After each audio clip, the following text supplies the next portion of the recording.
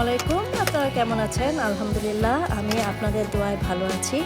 আরেকটি নতুন ব্লগ নিয়ে আপনাদের সামনে হাজির হলাম। তো আল্লাহর অশেষ রহমতে রোজার দিনগুলা এখনও ভালো যাচ্ছে। তো আজকে হচ্ছে রোজার সপ্তম দিন।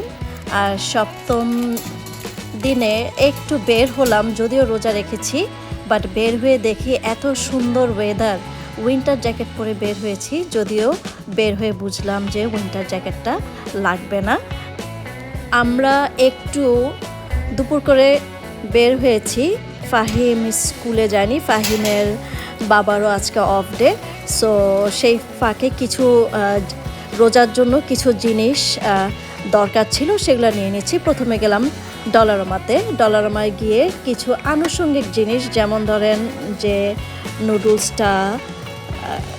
নুডলসটা ক্লিন করার জন্য একটা বক্স নিলাম, আর তারপর এখানে নিলাম অ্যালুমিনিয়ামের ফয়েল, তারপর one time plate, one time spoon, one time glass নিলাম। যেহেতু আমার ডিশ ওয়াশার নেই, তাই ইফতারের জন্য এতগুলা প্লেট বাসন ধোয়া প্লাস আবার সেহরির জন্য রেডি হওয়া মানে একটু আমার জন্য কষ্টসাধ্য ব্যাপার হয়ে যায়। যার কারণে ইফতারের জন্য আমি one time plate, one time spoon, one time glass use করি। আর এই ট্রেটা নিচ্ছি আমি আমার কুটা বাছার জন্য প্রয়োজন হয়। এখানে তো আর নাই, মানে আমরা বাংলাদেশে ওটা কি বলি, কুলা। হ্যাঁ, ওখানে তো সেটাতে করতাম। তো এই জন্য একটা মানে কম দামের মধ্যে একটা ট্রে নিলাম, যাতে যেটাই কাটি কুটা বাছা করে যাতে রাখতে পারি। তো এখানে একটা মগ দেখছি লাল রঙের, মানে ফাহিমের বড় ভাইয়ের একটু মানে অসুস্থ লাগছে, গলা ব্যথা বা সোর থ্রোট হচ্ছে, যার কারণে সে তো খুব বেশি কফি বা চা খায় না, অল্প করে যাতে দেওয়া যায় সেজন্য একটা কফি নিলাম। আর এদিকে দেখেন ফাহিমের বাবা নিয়েছে আবার টপ নিয়েছে, মানে ওয়ান টাইম ট্রির জন্য। তো যাই হোক, কিছু জিনিস কিনলাম যেটা মানে অল্প দামে, মানে রেগুলার ইউজের জন্য। তারপর সাইডেই ছিল একটা বাঙালি দোকান, এই বাঙালি দোকানটার নাম হচ্ছে আল বাকি। তো সেখানে যাচ্ছি বাঙালি কিছু জিনিস কেনার জন্য, যেমন সয়াবিন তেল, মুড়ি, এগুলো কেনার জন্য যাচ্ছি। আজকে সপ্তম দিন, অথচ ভাবতে পারেন যে মুড়ি ছাড়া আমরা ইফতার করেছি। তো এখানে এসে দেখলাম যে এখানে আবার ইফতারও বিক্রি করে। এই যে এখানে লেখা আছে যে বুট, পেঁয়াজ, সমুচা, চিকেন, অনেক কিছু বিক্রি করে। যদিও আমি নিচ্ছি না, কারণ বাসায় আমি ইফতার বানাবো, আর ইফতারের জন্য জিনিসগুলো আমি রেডি করে গেছি। আর এই ফাঁকে আমি অবশ্য চিন্তা করলাম যে ফাহিমের তো ডাইপার নাই, যেহেতু একদিনে বের হয়েছি, রোজাতে সবসময় বের হতে ইচ্ছা করে না রোজা রেখে, কারণ মাথা ঘোরায়, আমার এমনিতেই আয়রন ডেফিসিয়েন্সি আছে, তাই ফাহিমের ডাইপার লাগবে। সেজন্য বাংলা দোকান থেকে গেলাম ওয়ালমার্টে। আর এই রোজা রেখে ওয়ালমার্টে দৌড়াদৌড়ি, এদিক ওদিক দৌড়াদৌড়ি আসলে একটু মানে অলস লাগছিল। বাট আমি চিন্তা করলাম যে একদিন একটু কষ্ট করি, তারপর না হয় বাকি দিনগুলো আরামে যাবে। তো এখানে এসে দেখলাম যে ফাহিমের যেটা সাইজ ডাইপারের, সেটা মানে আছে। সাধারণত ও বিগ সাইজটা পরে, তো সেই বিগ সাইজটা সাধারণত মানে দেখি না, অ্যাভেলেবেল হয় না, শপার্সে যেতে হয় অথবা অনলাইনে যেতে হয়, কিন্তু এখানে পেলাম। তারপর কি করলাম, আর দুটা প্যাকেট কিনে তারপর রওনা দিলাম। এখন এই যে আমি যে মাস্ক পরে আছি কেন জানেন, আমারও ড্রাই কফ, অনবরত ড্রাই কফ হচ্ছে, যার কারণে এটা যাতে স্প্রিড না হয় সেজন্য আমি মাস্ক পরে আছি। তো এখানে মানে মাস্ক পরলেও মাস্কের মধ্যেখানে আমার ড্রাই কফ আসছিল। মানে আমি অসুস্থ ছিলাম এতদিন, যারা আমার ভিডিও দেখেন আপনারা জানেন যে আমি অসুস্থ ছিলাম।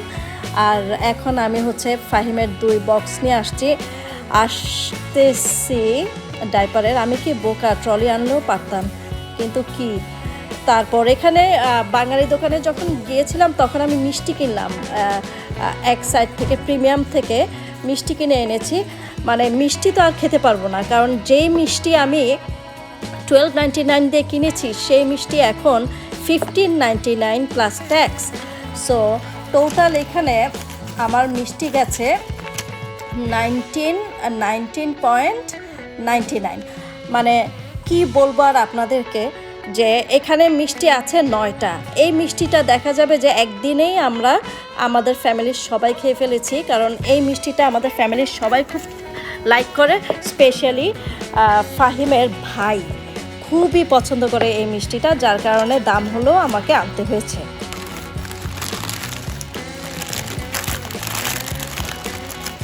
এখানে বাঙালি দোকান থেকে অবশ্য অনেক কিছু নিয়েছি। এই যে মুড়ি নিয়েছি, এই কয়দিন ইফতার মুড়ি বাদে করেছি। ভাবা যায় যে ইফতারে মুড়ি নেই অথচ ইফতার করছি। আর আধুনিক ক্ষীর মিক্স, পিন্নি মিক্স না, বিরিয়ানি মশলা কিনেছি একটু ইজি হওয়ার জন্য। আর এখানে হচ্ছে সরিষার তেল, আরও অনেক কিছু নিয়েছি অবশ্য। সস নিয়েছি আর আম নিয়েছি। আমগুলো খুব সুন্দর ছিল দেখতে, তাই আম নিয়েছি। এই যে আম 1 2 3 4 5 6 7 8 9, 2টা আম আমি উপরে উঠে রেখেছি। আর এই আমগুলা 9টা আম, এই 9টা আম নিল $20। ভাবা যায়, মাত্র 9টা আম $20 দিয়ে নিলাম। দেখতে সুন্দর লাগছিল এবং ফার্স্ট টাইম ভালো আম দেখলাম। আর আমার ফেভারিট হচ্ছে আম ফ্রুটের মধ্যে, এবং ফাহিমেরও ফলের মধ্যে ফেভারিট হচ্ছে আম, যার কারণে আমগুলা $20 হলেও যদিও একটু এক্সপেন্সিভ, বাট আমাকে নিতে হলো আর কি। তো চলুন এখন যাই, আপনাদেরকে দেখাই ঢাকাইয়া মুরগি খিচুড়ি আমি আজকে রান্না করছি সেহরিতে। সেটা আপনাদের সাথে শেয়ার করছি রেসিপিটা। তো ফার্স্টে আমি মুরগির মাংস নিয়ে নিচ্ছি। মুরগির মাংস যে কোনোটাই হতে পারে, হাড্ডি সহ, হাড্ডি ছাড়া, বা শুধু রান দিয়েও করতে পারেন, থাই দিয়েও করতে পারেন। তো আমি এখানে মুরগির মাংসের সাথে রসুন, আদা পেস্ট আর লবণ আর মিশাচ্ছি এবং লেবুর রস দিচ্ছি। লেবুর রস হচ্ছে হাফ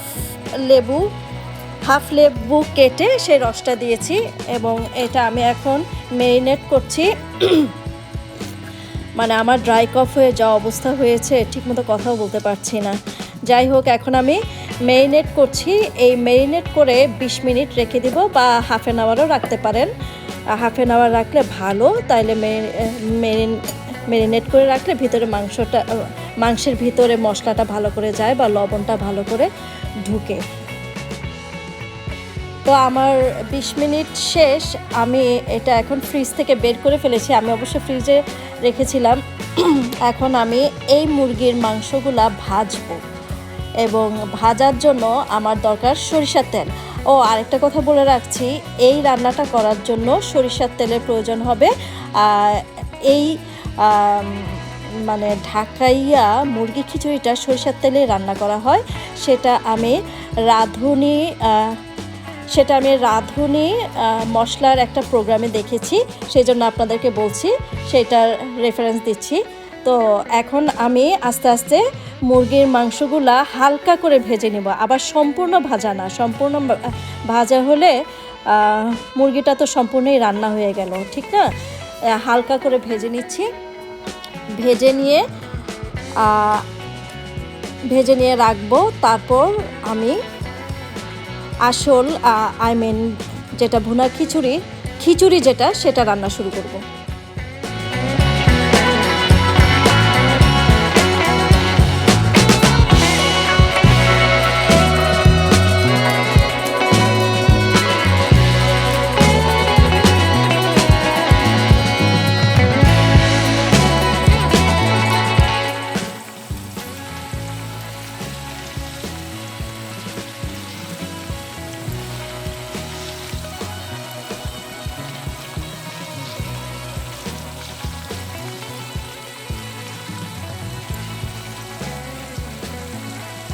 আমার মুরগিটা ভাজা হয়ে গেছে। আমি এখন মুরগির মাংসগুলি উঠিয়ে রাখছি। আর যেই সরিষার তেলটা আছে সেটার উপরে কিন্তু আমি এখন ভাতটা রান্না করব আর কি। আর আমি ডালটা যে ইউজ করব এখানে সেটা কিন্তু আমি আগে থেকে ভিজিয়ে রেখেছিলাম, মানে 2-3 ঘন্টা হবে ভিজিয়ে রেখেছিলাম, যাতে ডালটা একটু আর্লি নরম হয়ে যায় আর যাতে দেওয়ার সাথে সাথে সিদ্ধ হয়ে যায়।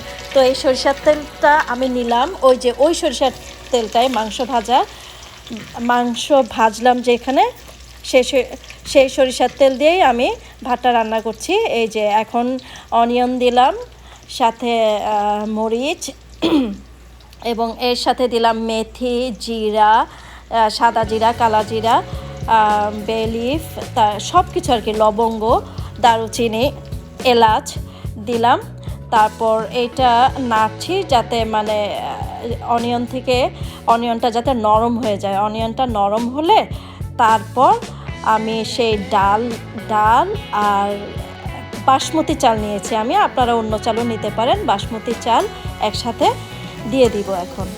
এই যে দেখুন এখানে অনিয়নটা অনেকটাই নরম হয়ে আসছে।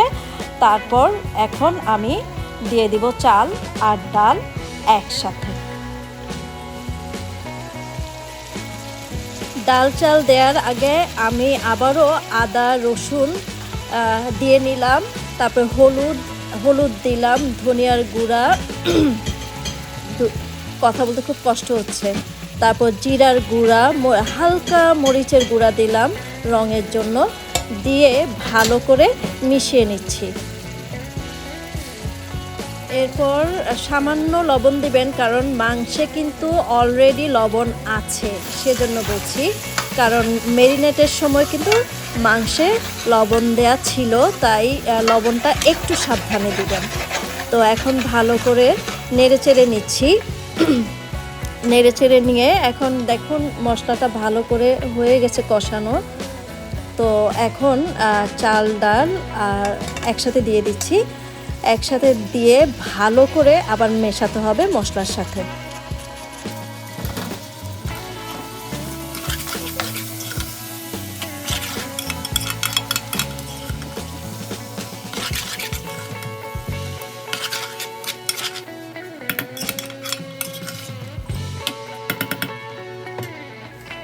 ভালো করে মেশানোর পর আমি হট ওয়াটার দিলাম সিদ্ধ হওয়ার জন্য।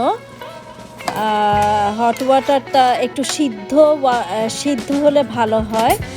তো এমনভাবে দিতে হবে যাতে একসাথে ডাল চাল যাতে একসাথে সিদ্ধ হয়।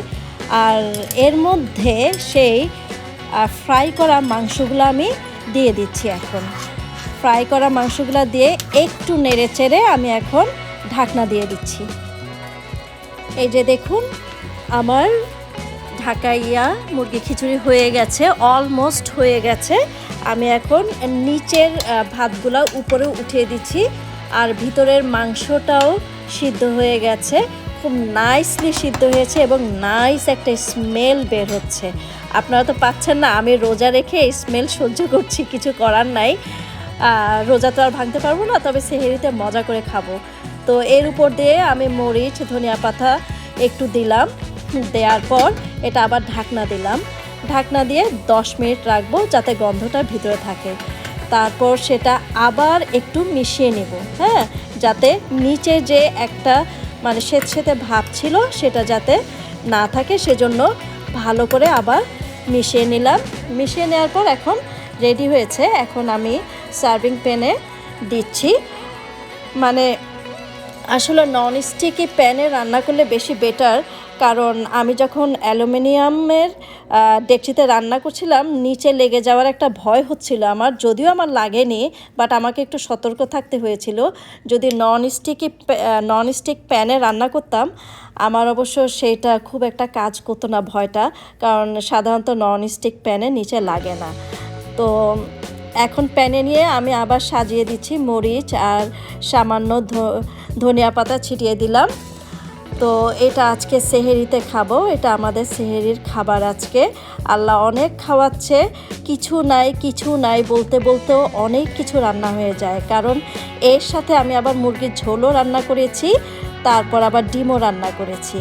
তো তৈরি হয়ে গেল আমার খিচুড়ি। আজ এই পর্যন্ত, ভালো থাকবেন।